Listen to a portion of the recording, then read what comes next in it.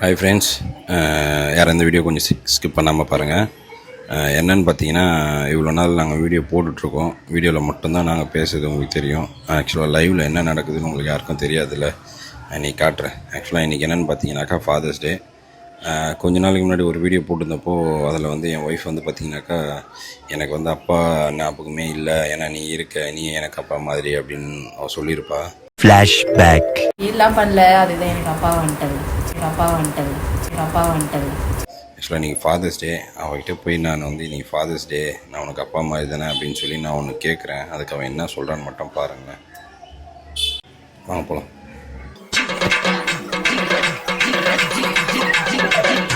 காயத்ரி, ஆக்சுவலாக வந்து பார்த்தோன்னாக்கா இன்றைக்கி ஃபாதர்ஸ் டே, ரைட்டா? ஹாப்பி ஃபாதர்ஸ் டே எல்லாருக்கும்.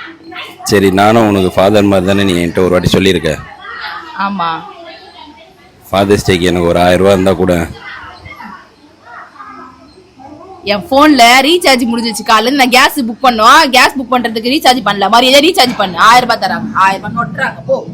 ஏண்டி ஃபாதர்ஸ் மாதிரின்னு சொன்னியடி?